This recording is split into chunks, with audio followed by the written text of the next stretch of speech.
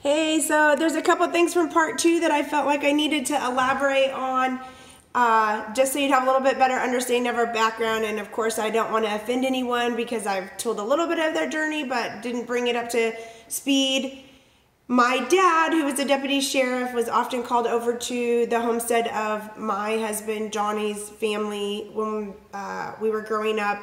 Whenever John's dad would be having an outburst brought on by schizophrenia, and my dad's a super calm guy, always able to work through hard circumstances then and even now. My dad went on to school to become an electrician. He now is happily remarried and back in the Jennings, Kansas area on a farmstead. He's a farmer.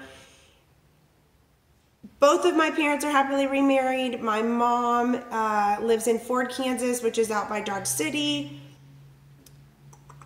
John's mom also remarried, and Jim is grandpa to all of our kids. Johnny's dad actually passed away. His biological father passed away when he was 42, and that was just before we were having our first son. So he didn't ever have the opportunity to know any of his grandkids. I think it's possible that maybe they told him that our oldest niece was going to be coming into the world, but he passed away before he had the chance to know any of them.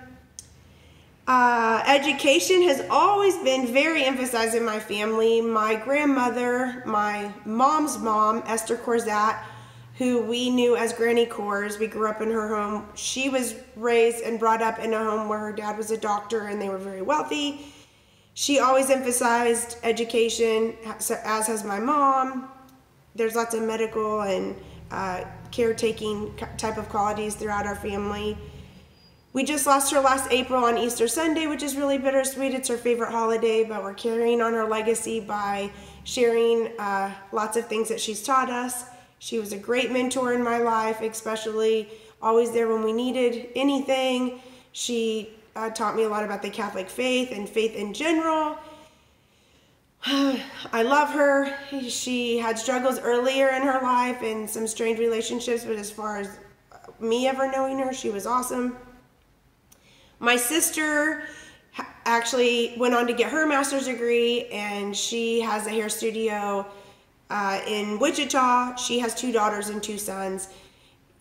After she got her master's degree, she taught art for a few years and then decided to go back to doing hair.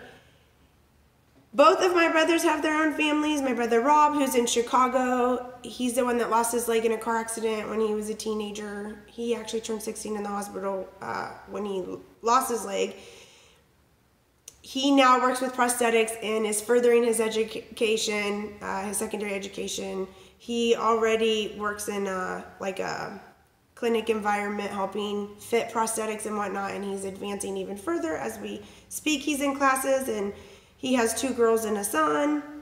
My brother Prep, who lives here in Salina, is a super handy guy. He actually helped a lot on the renovations in the homestead that John and I and our family currently reside in.